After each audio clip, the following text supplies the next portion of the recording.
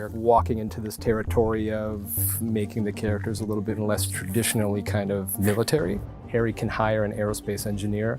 Harry can bring in an ex-convict into the fold. When they gave me the pitch, he goes through walls. I mean, the guy is just like an explosion of yeah. That's the best way I can describe it.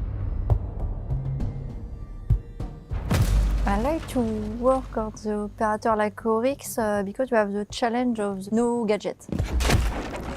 And that, it was very interesting. During the brainstorming, first idea it was the dash. Because we would like a player to be able to move around fast, talk about dash, slide, something like that. And after that, we're thinking about the hatch climbing because these two abilities make him a pure roamer and we play totally with all the navigation we have. After that, we added the destruction and we said, yes, it's very cool. Every character starts basically the same way. There is the verbal intention.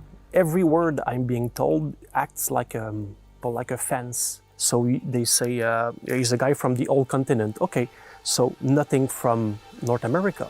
I see at least 75% of the character with all those fences that fell into place. So I see the playground and what I can do with that. And that is, for me, the best feeling.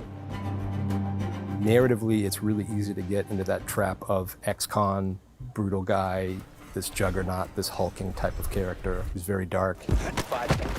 Brutality was something that we understood would be his function, but once we kind of said to ourselves, no, it's controlled brutality, that's the ability, it opened up all of these different avenues. Who taught him to control it? This is what brings him to Caid. This is what takes him to Morocco.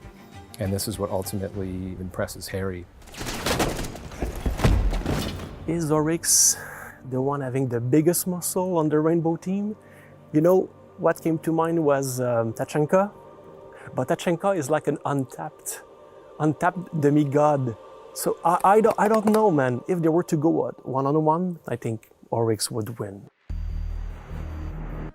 Something that always got everyone excited is just literally someone who's been to space and through the use of her gadgets has walked the surface of other moons. On your side, we focus on the mind games.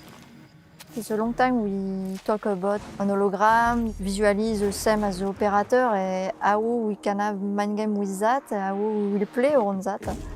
And after that, we are not sure technically if we can. So it was the first answer we need to answer.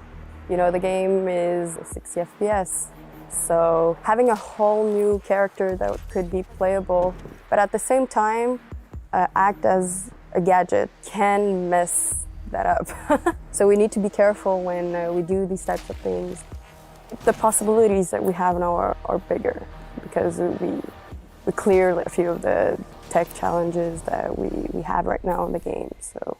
And on the narrative side, what we have to do is figure, okay, well, how do we ground all of this technology? How do we make it make sense? How do we write a bio that kind of gives her academically the know-how to implement this type of technology? Bringing Replicator online. You've played it so long, it's like level design comfort food, where you're very secure in it, you understand everything, made it strats very repetitive. We wanted to work to like alleviate that, but keep the organ feeling. So some of those trapdoors have been moved a bit, so they're not as powerful, but they're still very useful, you know, especially for grenades, they still provide line of sight. We had our own ideas on what was wrong. We also got feedback from the whole community, of course. We engaged the pros a lot.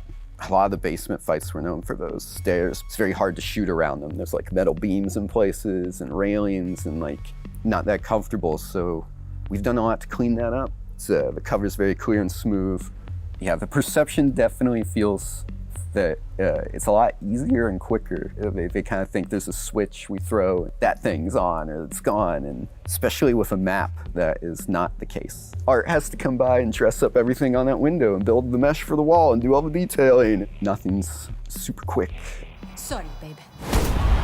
We kind of started with year 4, halfway through, how open-ended we leave things that could later on pay off or be attached to this character or that character. We're building this kind of web from scratch, and we're 4 years late to it. But now the task is to take a look at all these characters and build a universe with them. The novelty of each character plus me going back to my roots, which is doing it by hand.